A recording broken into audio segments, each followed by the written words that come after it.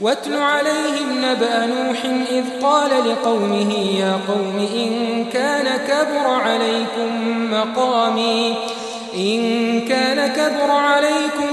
مقامي وتذكيري بآيات الله فعلى الله توكلت فأجمعوا أمركم وشركاءكم ثم لا يكن أمركم عليكم غمة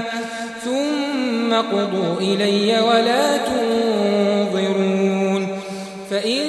توليتم فما سألتكم من أجر إن أجري إلا على الله وأمرت أن أكون من المسلمين فكذبوه فنجيناه ومن معه في الفلك وجعلناهم خلائف وأغرقنا الذين كذبوا بآياتنا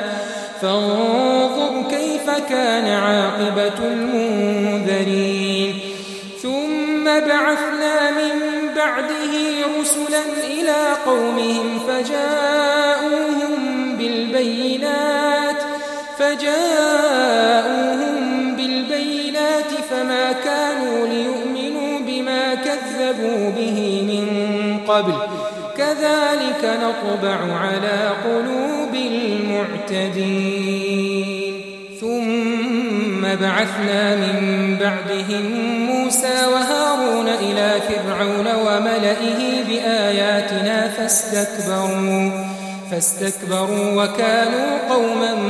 مجرمين فلما جاءهم الحق من عندنا قالوا إن هذا لسحر مبين قال موسى أتقولون للحق لما جاءكم أسحر هذا ولا يفلح الساحرون قالوا أجئتنا لتلفتنا عما وجدنا عليه آباءنا وتكون لكما الكبرياء في الأرض وما نحن لكما بمؤمنين وقال فرعون ائتوني بكل ساحر عليم فلما جاء السحرة قال لهم موسى ألقوا ما أنتم ملقون فلما ألقوا قال موسى ما جئتم به السحر إن الله سيبطله إن الله لا يصلح عمل المفسدين ويحق الله الحق بكلماته ولو كره المجرمون